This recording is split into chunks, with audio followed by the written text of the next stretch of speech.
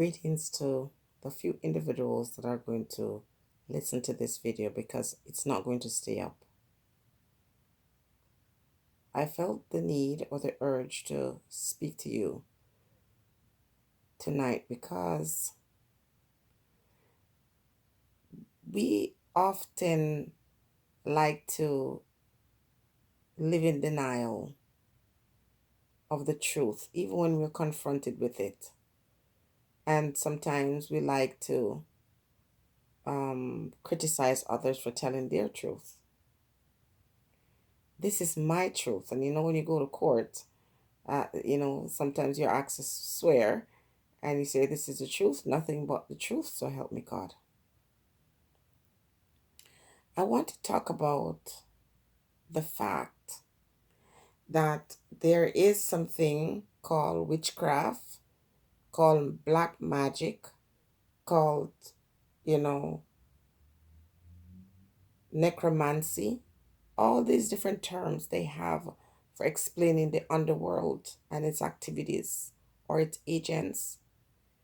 And the longer you take to acknowledge that this is spiritual warfare and not just physical warfare that we face most days, if you could really see with your eyes the darts and the arrows that are coming at you throughout the day, you would be someone who is more grateful, who spend more time in Thanksgiving, because these darts are coming at you daily, and these invisible forces are the ones who divert it from you. You don't understand how blessed you are. If you could see the dangers that you come upon, even when you leave your home sometimes and you forget something and you have to go back to get it, you don't realize, you get so mad, you get so angry because you missed the train, and because there was not an accident on that train line or the train station for that day, you don't realize what you missed. We are dealing with warfare on every level, and I'm going to share my story with you, and I'm going to tell you that when we talk about spiritual oppression, that many of us are under spiritual oppression and we're not even aware of it. I am fully aware of some of the oppression that I have been under for many years. Yesterday marked 30 years of living in Canada, and I was under oppression, spiritual oppression, from the onset. And here is what, if I were to name all the other times, and recently I showed you what someone was trying to do to me. And for the first time in my life, I saw it. I was not afraid. I allowed it to stay on my windowsill. I passed it day and night. I just released that person who put it there. And I feel sorry for him, because what he intended, the harm he intended for me, is going to fall upon him and his generation. My first experience with this started, let's say, 2016, that I know for sure. 2000, not 16, 2006. I was staying somewhere, and I went out, and when I came back, someone took blood and dipped feather in that blood and painted over my bathtub. When I walked into that space and saw this, I thought a bird had died in my bathtub. And so I went over it. I was looking to see if the bird was in the bathtub, and it wasn't. And I was looking around inside the bathroom to see if it had died somewhere, hit itself and bled. And I could tell, you could see the feather marks. I turned on the shower to wash this out. And when I turned on the shower, the water was beating against the wall down along the back of the bathtub, and it was just running full red. At the time, my partner was with me, and I didn't call his attention to it right away. I just sort of think aloud and say, "Oh my goodness, what is this?"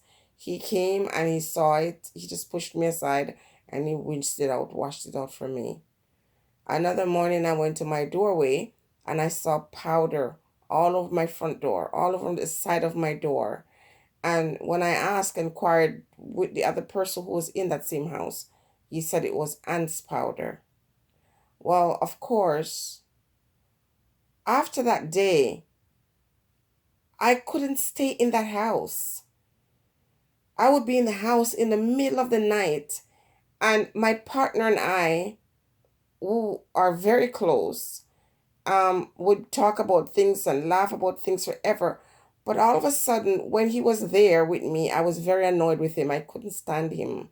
And at first, I didn't make the connection until one night I was arguing about some trivial thing, and I said to him, "Do you realize that every time we're here, we get into these little arguments, foolish arguments?"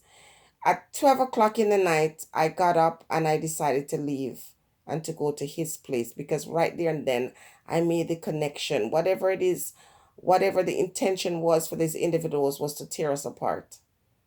I left out of that house and I never went back to stay. But when I came to Canada and I was asking someone that I met, what would be the reason why someone would paint blood in my bathtub? And the person said to me they were trying to destroy something in you. And I said, "What in me?" She looked at me, and at the time I was pregnant, and she says, "Your child." She says, "You're still not out of danger." And I found it that very creepy. Well, I had a very complicated delivery, and my child, was touch and go. I made the connection there, and I figured out too that even if they didn't want to kill me, the intention was to break that bond between me and my partner. Now, here's what I want to talk to you about. So I left that behind, and I'm here. And, the things that I endured since that time, I want to say to you that many of us are under bondage, and many of us are either aware of it or unaware.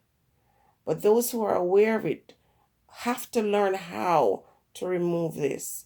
And the question always comes up, how do you do this? It takes time, it takes patience. And even when you figure it out, you understand science and how it operates, you can't just destroy this yoke. Just say it. Just sometimes it's a bondage. And sometimes people will put you under bondage for a period of time. They'll make a pact. They will make a determination that I want this to happen to this individual, because they can't control you forever. They can't control you forever. They can't put you under bondage forever, especially if you're a strong person, especially if you're someone who doesn't dabble into things that cause destruction for other people. It was a period where, like, everything I put my hand to, every single thing that I tried to do, no matter how good I was at it, I just didn't thrive the way I should. I started learning how to cleanse my aura and to cleanse my atmosphere and to cleanse the thing. And the individual who did this still cannot look me in the eye to this day. This person is very uncomfortable, even though I've been very kind to this individual. You generally find out. It wasn't the first experience. Now you say, well, why are you so bad lucky that all these different people did things to you? Because once you have that thing on you, it's like a blockage. It's like this spiritual, bondage that you're under. And so it attracts other demons, other people who are demon-like, attract other folks, or cause other folks to do other things to you. Because if you understand this, once the shackle is not broken, when you move in the spiritual realm, it makes noise and it attracts other demons to you. And so I have attracted a lot of demons towards me until finally, recently, I was able to break that. I was able to break that because I figured it out. I figured it out. So anything I wanted to achieve, see, I could fight because I have the warrior spirit. And in this new space that I'm at, as is the case with every space that I go, there's always a meeting place. There's always a place where the spirits come to teach me and to educate me. And just yesterday, for example, the spirit of, let's hold that for now. I'll talk to you about that another day. But she came and she spoke to me as I was waking out of my sleep, and it was very profound. But as we are talking about bondage, I figured it out that when it came to fighting, that warrior spirit in me stays undefeated. But when it came to going after something that is tangible, like material, I had to put someone else in front of me to go forward, and the warrior spirit in me could then materialize whatever it is that they go. Nothing that I touched physically was coming through. I had to do that mentally. I had to do it spiritually. But physically, I was blocked. And I figured it out and I removed it. Many of you are under bondage. Many of you kind of feel it and you already know. And you're thinking, what is this? What have I done? You haven't done anything. It's what others have done in your life, have done to you to stop you from progressing, stop you from growing, stop you from being great. But you don't have to stay in bondage. It can be broken. Don't wish or desire any evil for anybody. And even when you know who have held you or kept you or tried to place you in shackles, don't focus on them.